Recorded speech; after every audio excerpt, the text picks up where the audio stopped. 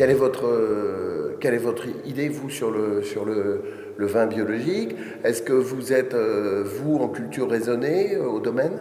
Alors, si vous voulez, la culture raisonnée, elle est évidente. Depuis que je travaille, j'ai toujours travaillé en culture raisonnée, hein. C'est-à-dire qu'on essaye de ne pas traiter quand on n'a pas besoin. D'abord, c'est une économie de temps, c'est une économie d'argent. Donc, on n'est pas là pour perdre du temps ou perdre de l'argent. Moi, la culture bio, elle m'interpelle, elle m'intéresse. Je n'aime pas, ici, on n'aime pas l'encadrement, encore une fois, l'obligation de rester dans certaines limites. On aime la liberté, voilà.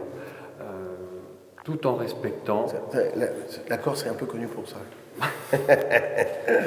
C'est vrai qu'en Corse, on a cette chance aussi d'avoir un climat un peu particulier, donc on ne traite pas beaucoup la vigne. On a moins de problèmes qu'ailleurs. Moins de problèmes de pourriture, moins de problèmes de... Problèmes de pourriture, quasiment pas. C'est un peu scoop. de milieu. C'est un scoop, il y aura très peu de sauternes historiquement fait encore. Très peu de sauternes. Et puis, donc on est en culture raisonnée, on regarde ce qui se passe et on essaye de... Mais ça vous interpelle, voilà, vous suivez ça de près.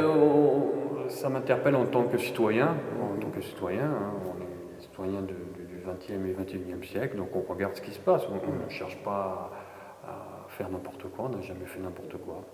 Mais le bio pur et dur, total, il y a certaines régions où c'est quand même très difficile, quoi, parce que on en est tous, un petit peu au fur et à mesure là, de nos interviews, on en est tous persuadés, quoi. On entend j'entends beaucoup de réponses sur la culture raisonnée.